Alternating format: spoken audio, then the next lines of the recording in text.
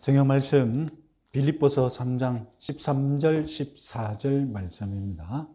우리 같이 읽겠습니다. 형제들아, 내가 아직 내가 잡은 줄로 여기지 아니하고 오직 한 일, 즉 뒤에 있는 것은 잊어버리고 앞에 있는 것을 잡으려고 표대를 향하여 그리스도 예수 안에서 하나님이 위에서 부르신 부름의 상을 위하여 달려가느라. 아멘. 오늘 본문은 송구영신, 옛것은 보내고 새것은 맡는다는 그런 말과 너무 땅 떨어지는 말씀인 것 같아서 오늘은 마지막 주일 송구에 관하여서, 송구하는 법을 관하여서 말씀드리고, 다음 주에는 영신하는 법이 무엇인지 또 한번 생각해 보도록 하겠습니다. 자, 오늘 본문은 첫째로 내가 아직 잡은 줄로 여기지 아니한다, 이렇게 자신을 정확하게 평가하고 있습니다. 우리도 자신을 정확하게 평가할 줄 알아야 합니다. 여기서 우리말 성경이 여기다로 번역한 이 헬라어는 정확하게 계산한다는 뜻입니다. 바울은 자기 자신에 대해 늘 계산하고 측정해 보았던 것입니다. 바울은 자기의 상황을 얼만큼 플러스가 있고 얼만큼 마이너스가 있고 자기가 얼마나 생산적인지 정확하게 계산해 보았던 것입니다. 신앙생활에서도 마찬가지입니다. 내가 지금 어떤 상황에서 무엇을 했는지 정확하게 판단할 수 있어야 합니다. 우리는 특별히 자기 스스로에게 속기 쉬운 존재들입니다. 자기가 자기 자신을 속이는 것, 자기 기만이라고 하지 않습니까? 자기 기만이 우리 범죄한 인간들의 특징입니다. 스스로에게 속기를 원하고 또 스스로를 속이고, 대표적인 상황들 많이 있죠. 우리는 남들 앞에서 자신이 부족하다고 말하길 잘합니다. 우리는 우리 자신을 남에게 소개할 때 미천한 사람이라고 말하곤 합니다. 미천하다, 작을 미자에 천할 천자, 신분이나 지위가 높지 않고 내 스스로 천하다, 부족한 사람이다, 이렇게 낮추는 표현 아닙니까? 그냥 관례상 그렇게 말하는 것이 자기 스스로를 높이는 일이라고 생각합니다. 입으로는 미천하다고 해놓고 이렇게 내가 매너 있게 말하는 것이 나를 높이는 일이라고 생각하는 거예요. 사람들이 나를 높게 보는 일이라고 생각하는 거예요. 얼마나 아이러니한 일입니까? 우리 동양 사람들의 문화적인 습성이지 않습니까? 내가 낮추면, 내가 나를 스스로 낮춰서 말하면 그것이 나를 높이는, 나를 세련되게 말하는 그런 어법이다라고 생각하는 거예요. 자기 기만인 거죠. 우리는 속으로 자기 스스로를 결코 부족한 사람이라고 생각하지 않습니다. 속으로는 자기 자신을 어떻게 여깁니까? 자신을 표준이라고 생각하길 좋아하죠. 내가 표준이니까 나와 안 맞는 사람은 비표준인 거예요. 내가 표준이니까 나와 다른 사람이 비표준이고 잘못된 것이죠. 나라는 표준에 벗어난 사람, 그 사람이 하자품이고 불량품이 되고, 내가 이렇게 표준적으로 사는데 다른 사람들은 왜 그렇게 사는지 이해하지 못하는 것입니다. 이것이야말로 자기 기만에 푹 빠져 있는 상태죠. 신앙 성숙의 첫 단계는 자기 자신을 정확하게 판단할 수 있는 눈, 자기 성찰의 눈을 가져야 합니다. 신앙이 깊어진다는 것은 무엇입니까? 신앙이 깊어진다는 것은 자기 기만에서 점점점 빠져나오는 것입니다. 신앙이 얕은 것은 무엇입니까? 자주 습관적으로 항상 자기 기만에 빠져 있는 것입니다. 그래서 신앙이 깊어질수록 남을 판단하기보다는 자기 성찰을 더 잘하는 것이죠. 자기 자신에 대한 판단이 더 엄격해지는 것이죠. 우리가 자기의 영적 상태를 잘못 판단한 그런 상태 위에 무엇을 쌓아 올리면 다 헛된 것이 되게 마련입니다. 자기의 영적 상태를 정확하게 판단한 상태 위에, 그래야 그것이 든든한 터가 되어서 우리의 신앙이 제대로 쌓아 올라가는 것입니다.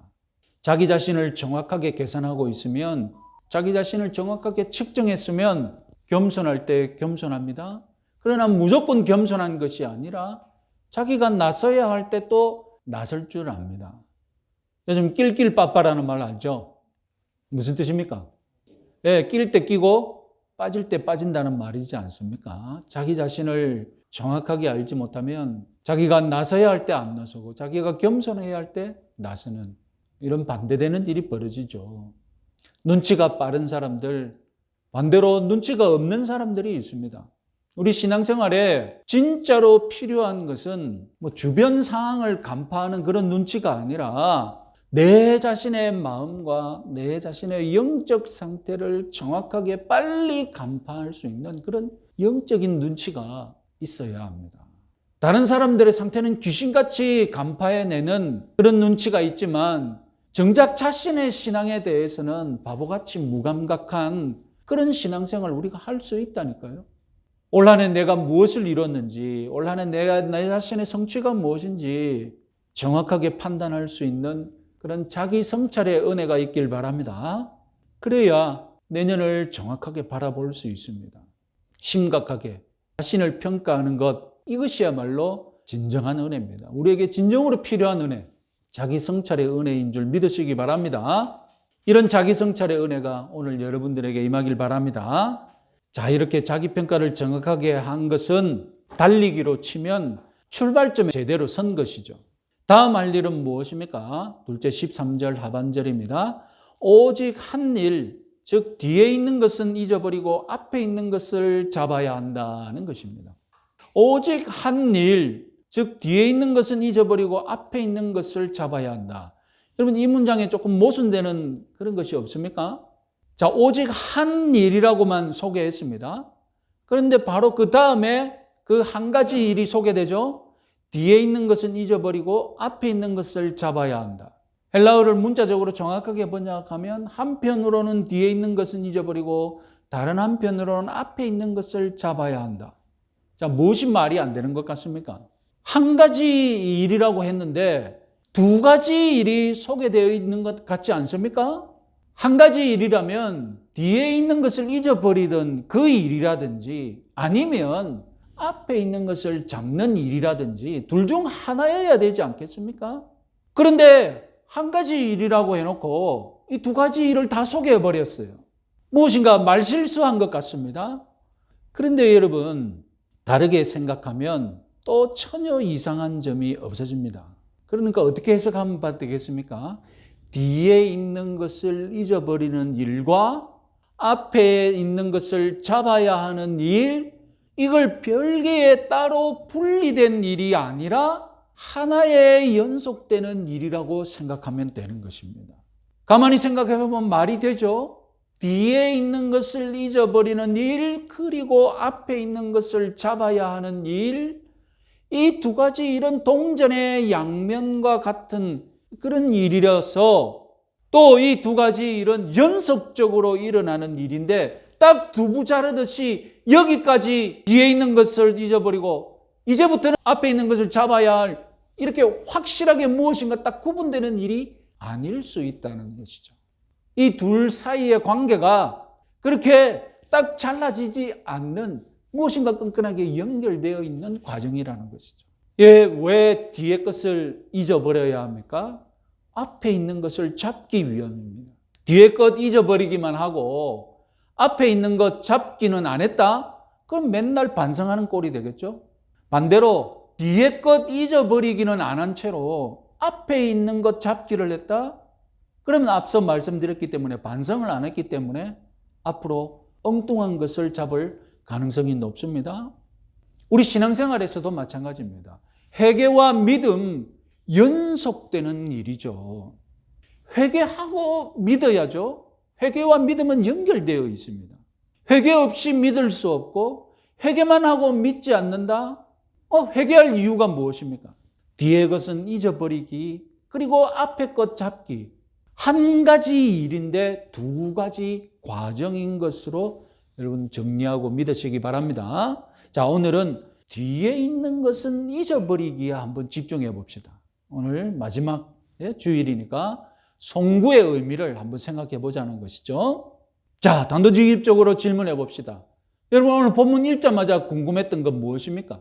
도대체 우리가 잊어버려야 할 것, 즉 뒤에 있는 것이 구체적으로 뭐냐는 것이죠. 이 질문이 오늘 설교대지 세 번째입니다. 자, 분명히 겉보기에 우리는 아마 과거를 잊어버려야 한다는 뜻인 것처럼 딱 다가오죠?